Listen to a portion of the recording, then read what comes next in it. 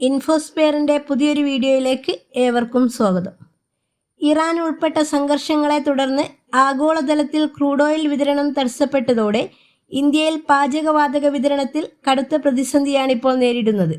ഇന്ത്യയുടെ LPG ആവശ്യകതയുടെ 60% ഇറക്കുമതിയെയാണ് ആശ്രയിക്കുന്നത്. ഇതിൽ 90% ഹോർമൂസ് കടലിടുക്ക് വഴിയാണ് എത്തിക്കുന്നത്. അതേസമയം രാജ്യത്തെ പല നഗരങ്ങളിലും ഗ്യാസ് ഏജൻസികൾക്ക് മുന്നിൽ നീണ്ട ക്യൂ ദൃശ്യമാണ് ഇപ്പോൾ കാണുന്നത്. ഈ പ്രതിസന്ധിയിലാണ് ഉപഭോക്താക്കൾക്ക് ആശ്വാസവുമായി രംഗത്തെത്തിയിരിക്കുകയാണ് പൊതുമേഖലാ എണ്ണ കമ്പനിയായ ഇന്ത്യൻ ഓയിൽ കോർപ്പറേഷൻ. സാധാരണ ഗ്യാസ് സിലിണ്ടറുകൾക്കായി കാത്തുനിൽക്കാതെ പെട്ടെന്ന് ലഭ്യമാക്കുന്ന 5 കിലോയുടെ ചോട്ടു സിലിണ്ടറുകളാണ് കമ്പനി അവതരിപ്പിക്കുന്നത്. ചോട്ടു സിലിണ്ടർ സ്വന്തമാക്കാൻ മുൻകൂട്ടി ബുക്ക് ചെയ്യേണ്ടതില്ല. അടുത്തുള്ള ഇന്ത്യൻ ഗ്യാസ് ഏജൻസിയിൽ നേരിട്ടെത്തി ഇത് വാങ്ങാം. സാധാരണ ഗ്യാസ് കണക്ഷൻ എടുക്കാൻ വേണ്ട അഡ്രസ് പ്രൂഫ് ഇതിന് ആവശ്യമില്ല. തിരിച്ചറിയൽ രേഖ മാത്രം നൽകിയാൽ സിലിണ്ടർ ലഭിക്കും. ഈ സിലിണ്ടറിൻ്റെ മറ്റൊരു പ്രത്യേകത ഇതിൻ്റെ ലഭ്യതയാണ്. ഇന്ത്യൻ വിതരണക്കാരിൽ നിന്ന് മാത്രമല്ല, അംഗീകൃത റീറ്റെയിൽ ഔട്ട്ലെറ്റുകളിൽ നിന്നും പലചരക്ക് കടകളിൽ നിന്നും ഇത് റീഫിൽ ചെയ്യാൻ സാധിക്കും. ഇതിനായി ബുക്കിങ്ങോ കാത്തിരിപ്പോ ആവശ്യമില്ല. നേരിട്ട് ചെന്ന് സിലിണ്ടർ നിറച്ച് ഉടൻ തന്നെ മടങ്ങാവുന്നതാണ്. വലിപ്പത്തിൽ ചെറുതാണെങ്കിലും വലിയ സൗകര്യം വാഗ്ദാനം ചെയ്യുന്ന ചോട്ടു പാചകവാതകം പെട്ടെന്ന് ആവശ്യമുള്ളവർക്കും വിതരണം തടസ്സം നേരിടുന്നവർക്കും മികച്ചൊരു തുണയായിരിക്കുമെന്ന് ഇന്ത്യൻ ഓയിൽ കോർപ്പറേഷൻ വ്യക്തമാക്കുന്നു. LPG എല്ലാവരിലേക്കും എളുപ്പത്തിൽ എത്തിക്കുക എന്ന ലക്ഷ്യത്തോടെയാണ് ഈ പദ്ധതി വിപുലീകരിച്ചിരിക്കുന്നത്.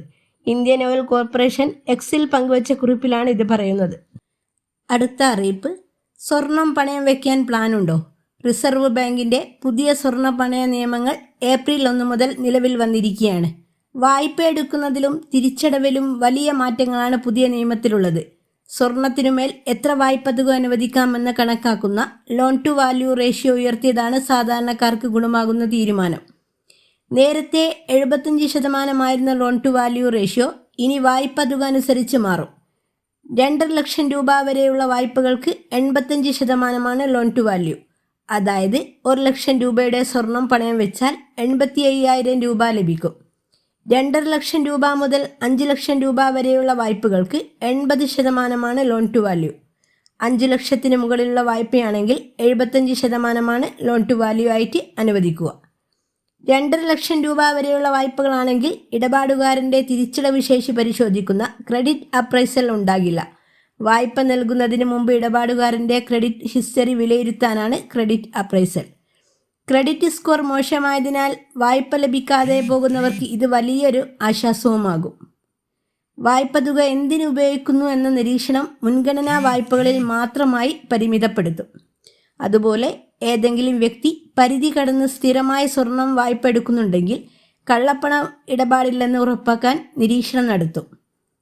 അതുപോലെ ബുള്ളറ്റ് റീപേയ്മെൻറ്റ് രീതിയിലുള്ള കാലാവധി പരമാവധി 12 മാസമായി നിജപ്പെടുത്തി. വായ്പയെടുത്ത തുകയും പലിശയും കാലാവധിയുടെ അവസാനം ഒന്നിച്ചടച്ചു തീർക്കുന്നതാണ് ബുള്ളറ്റ് റീപേയ്മെൻറ്റ് ലോണുകൾ.